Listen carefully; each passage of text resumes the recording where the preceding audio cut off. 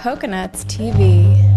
Ako si Gary De Villas. Professor ako dito sa Ateneo at narito ako sa Manang sa Ateneo de Manila University para kainin ang mga paborito kong pagkain dito. 1990 actually nagsimula itong Manangs. Dahil dahil matagal na kapag mayroong okasyon dito sa Ateneo, laging nagpapa-order ng inihaw. Ewan ko ba yung nilutong bahay parang nakuha nung Manangs eh. Kaya comfort food talaga namin ito. Tara, kain na tayo.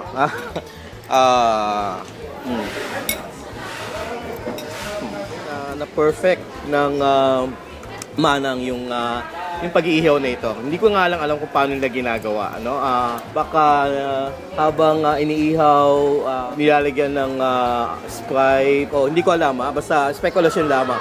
Matagal namin tinatanong ito kay Manang. Simula nung nag-aaral pa ako dito. Ang isa pang sikreto dito sa inihaw ni Manang, yung toyo at saka yung suka. May nilalagay sila bukod sa bawang, paminta. Basta sumasarap yung yung suka at saka toyo nila.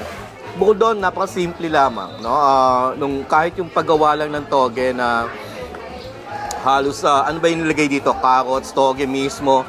Yung pinakasabaw niya, siyempre yung gisa, kasi ginisa din ito. Tapos konting tubig, konting toyo, konting asin. Napaka-simpleng gawin. 20 years na ako nagtuturo. Nagsimula ako 1992. Panitikan yung aming itinuturo. At bukod doon, nagtuturo din ako dito sa graduate school ng literary theory, Marxism.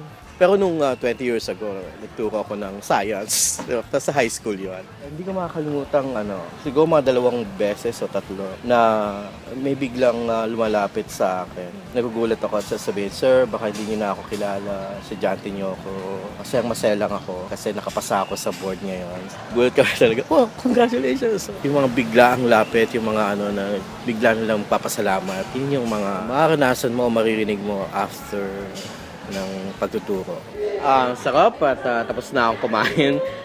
May kami dito, may sistema. Mga 5 years ago, in-institute yung tinatawag na Claygo, Clean as you go. Ang mga in-order ko ay inihaw na liempo, ginisang toge, at isang kanin, tapos tubig. Nagkakahalaga sa 130 pesos. Kaya dito na kayo, kain kayo, hanggang sa sunod ulit.